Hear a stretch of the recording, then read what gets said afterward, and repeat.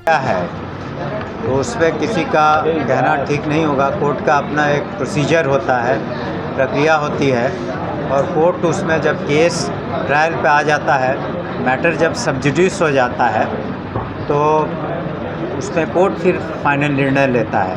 उस पर टीका टिप्पणी करना उचित नहीं होगा। अच्छा, ये पहली बार है धारा 370 हटने के बाद है जो चुनाव हो रहा जम्मू कश्मीर में, इस बार पहली बार धारा 370 हटने के बाद।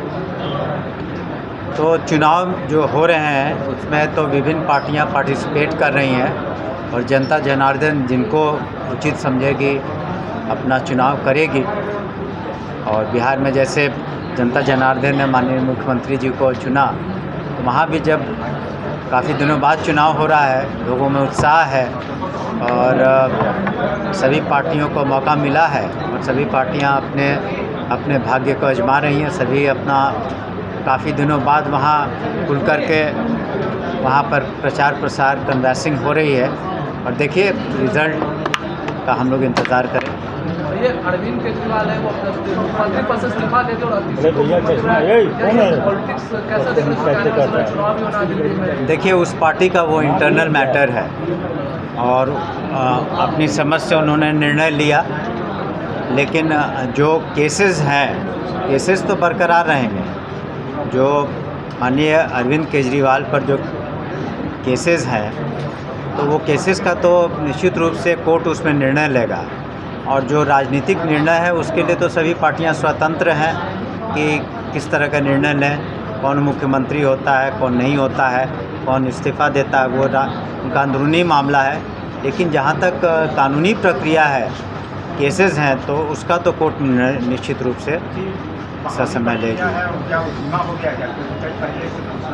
जी, जो प्रक्रिया है देखिए उसमें जो प्रधान अध्यापक और प्रधान शिक्षक की जो बहाली की प्रक्रिया है, तो उसमें बदले हुए परिस्थिति में जो आरक्षण की व्यवस्था है उसमें कुछ बदलाव आया है, जो हाईकोर्ट का आदेश हुआ है। तो उसके परिस्थिति में उस तरीके से रोस्टर वो लोग क्लियर करके निश्चित रूप से अपना रिज़ल्ट निकालेंगे।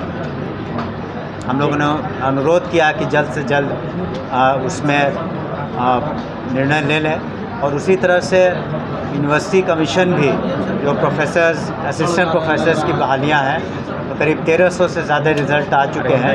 हम लोगों ने कहा कि और भी जो हम लोगों ने अधियाचना की थी उसके मुताबिक हमको जल्द से जल्द असिस्टेंट प्रोफेसर्स भी दें।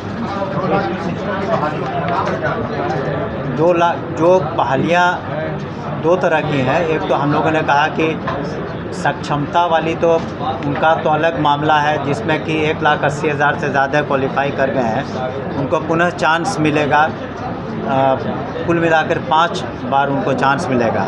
उसके अतिरिक्त प्रधान शिक्षक और प्रधान अध्यापक की बहाली का मामला है, और कंप्यूटर शिक्षक की है। तो ये बहालियाँ शेष हैं। जैसे रिज़ल्ट आएगा तो हम लोग करेंगे। एक सवाल ये सर ट्रांसपोर्ट पोस्टिंग का जो आपने कहा था, आपको उम्मीद है कि हमने कहा था पिछली बार कि इस महीने के अंत तक हम लोग निश्चित रूप से निर्णय लेंगे। ठीक, धन्यवाद। और एक और बात बताना चाहते हैं कि हम लोगों ने देखा, हमने अपने भ्रमण के दौरान और अन्य पदाधिकारियों ने एक चीज़ महसूस किया कि स्कूलों में जो हेडमास्टर्स होते हैं, प्रधानाध्यापक होते हैं विभिन्न स्कूलों के, उनके पास अपना कोई स्वतंत्र राशि नहीं होती है जिससे छोटी छोटी मरम्मत करा सके, या बल्ब ख़राब हो गया, या शौचालय में दिक्कत हो गई, या पीने का पानी में।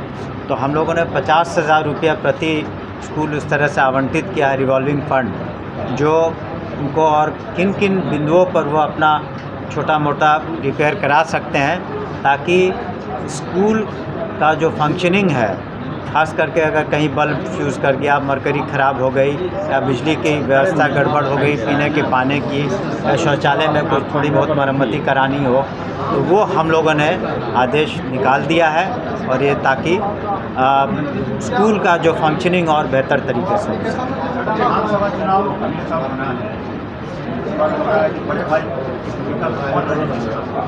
जी, बड़े भाई की भूमिका में कौन है? बड़े भाई की भूमिका में तो फिलहाल जो मुखिया होता है वही बड़ा होता है, ये तो स्वाभाविक है। ठीक है, जरा सा जन सुनवाई हो जाए अब।